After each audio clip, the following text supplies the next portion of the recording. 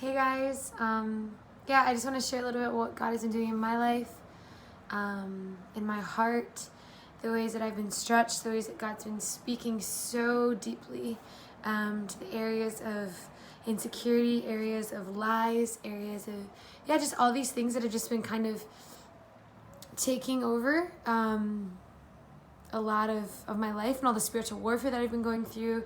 I just really want to share with you guys as my supporters and as those that support the vision that God has put on my heart. And so I just really want to share with you guys and be honest of what I've been going through in this past couple months. It's been a very difficult season for me. Once I got back from vacation or for Christmas back home in Michigan, I arrived back here in Mazatlan, and my best friend had just moved to the States, and my boyfriend Samuel, he was on outreach in Guatemala, and I had no communication with him for about 10 days. And so I was going through a season in my role in my job here where I felt very alone, incapable, and I allowed a lot of lies to kind of enter in my mind and my heart. And there was just a lot of lies that I was beginning to agree with that the enemy was placing in front of me. And I felt like I didn't even know who I was. I felt lost. I felt hurt. I felt misunderstood.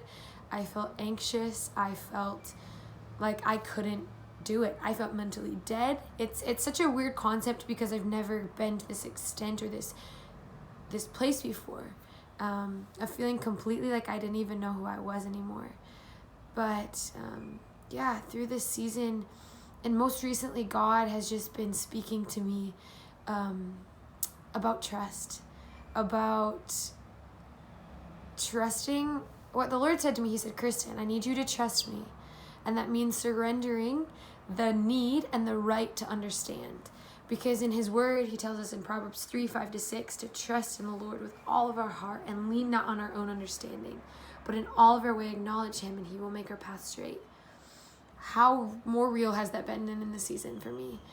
We've been so busy with Homes of Hope, and we've been working through some changes, and it is all these things where I've placed these expectations and this perfection over myself and over others, and I've just been believing all these things, and I've just been like, God, I don't understand what's happening. And the Lord's just like, Kristen, trust. You don't need to know. You don't need to understand. I have this is my job. This is not your role. It's not your burden to carry. And how often is that true? That we're carrying things that never were meant for us to carry. That God has never placed that over us to carry or given us that responsibility or that weight to hold on our shoulders. Especially when it comes to other people and wanting them to react in a way and act in a different way. That never falls on us. The Lord wants to do it for us. He wants to carry our burden.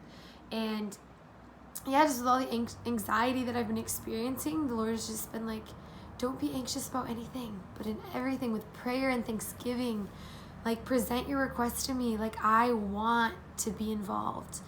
The Lord had really opened up my eyes to see that I had kind of taken his mission for me in this season of being in a Homes of Hope and being involved in some changes that need to happen as something that was like, okay, God, like, bye, like, awesome, I have your mission, I'll grab it, got my homework, and I'm going to go over here, work on it, and I'll come back to you when I figured it out, when I'm finished, when I know that I've done the task that you've given me. But the Lord was like, Kristen, I never wanted you to do that alone. I wanted to hold your hand. I wanted to walk hand in hand with you in this hard season. And that was something that I chose to take it on myself. And the Lord's like, Kristen, you need to rest. You are not God. That hit me so hard. When the Lord is like, you're not God. You can't do it all.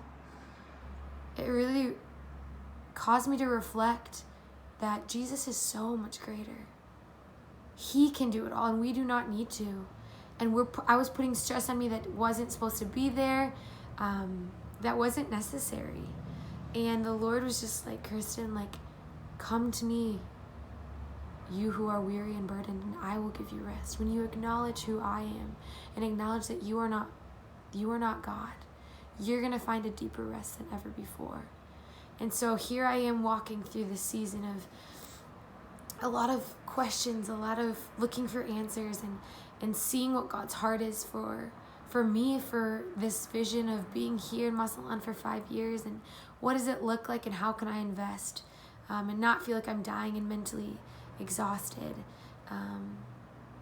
It has been a journey. It's been really difficult, and sometimes I don't even have words to explain it, but I have an amazing friend that actually just graduated this weekend from the September DTS, and she just was sharing with me that she's like, I want to pray for you. I want to go out and I want to pray for you. And so we went out and she prayed, and she's like, Kristen, I just really want to encourage you to write down all the lies you're believing. And then once you're done, I want to come with you, and I actually want to go through those lies, and I want to replace them with the truth, and I want to rebuke them, and I want to pray truth over you and give you, God's word to kind of counteract them because they're not true. I was like, yeah, I agree. I think there's a lot of lies that I'm believing, and I really should do that. And so I sat down last weekend and I wrote down all the lies I was believing. And I could not believe how many lies that I had said yes to and the lies that I was choosing to believe. It was 4 pages long. 4 pages long of things that I believed about myself, about being incapable, of not being the right person for what I'm in, of being someone that is not perfect, not hitting the expectation of perfection, but that perfection's a lie. That I wasn't a good daughter, I wasn't a good friend, I just felt so horrible about myself. And the Lord was just really reflecting so much of who he was and his perfection. And he's like, I've never called you to this perfection. I just want you to come as you are, and I want to pour grace over you because I have so much grace for you, and there's nothing you can do to receive the grace and the love I have for you.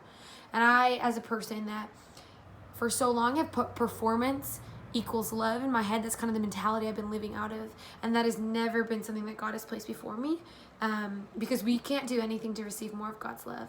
And so I think just reflecting on that, saying, okay, God, I trust you, I honor you, I want to be more like you, but there's nothing that I can do, was a huge revelation for me. That I don't need to do something to receive his love. I've already received it, and that's the same for you guys. And it's been an insane season of seeking the Lord and questioning and asking, and he's spoken a lot of awesome things over the future. He's spoken about buying a car, he's spoken about looking for an apartment or a house, and right now I'm just waiting. I'm waiting for God's lead, for God's his hand in it, for him to say, Kristen, I want you to do this and I want you to go there. And I just want to say thank you guys for grabbing a hold, for praying for me, for all these things. There were moments where I was like, I can't keep going, and I don't know how to tell people that I'm struggling and that I need prayer. But thank you for those that prayed, even though I didn't ask for it, even though I didn't seek it. Thank you. I really appreciate it. That's what keeps me going, of knowing that God has he's just blessed me. He's encouraged me. He's there, and he's involved in so many details. And some cool stories that happened in the past month is there's a period of 48 hours where I had prayed for 3 separate people, and in those 48 hours, every time I finished the prayer, they were just bawling and crying, and I was like, what did I do? What did I do wrong? And at the end, they were just like, no, Kristen, it just was so impactful and so intentional. And I got to walk with my one-on-one into hearing God's voice for the first time, which was so exciting. So I got to encourage her, to pray for her. And at the end of the prayer, she's like, I heard his voice. And we just got to rejoice in that and rejoice in what God's doing. And from that, I'm forever grateful. God has been so good. And he's really been filling my heart up with his truth and his goodness, and I've been looking at my identity, who I am, who God says I am, and what does that mean. And so thank you guys. Thank you for being honoring, for being loving, and for seeking the truth, and loving me so deeply. And so that's kind of the update of where I'm at with Homes of Hope. We have 7 homes in the first week and a half of February, so let me tell you, we are crazy busy, but God is moving. He is active, and these families are receiving a lot of hope and joy. And so thank you guys for gathering, for being a part.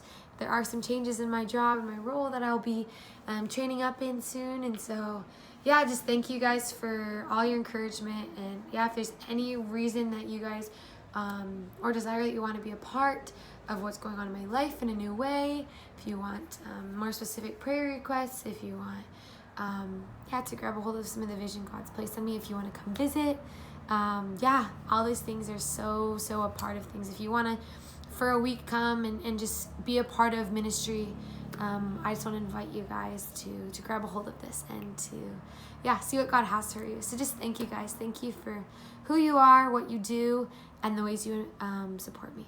Love you guys so much, and you guys are amazing.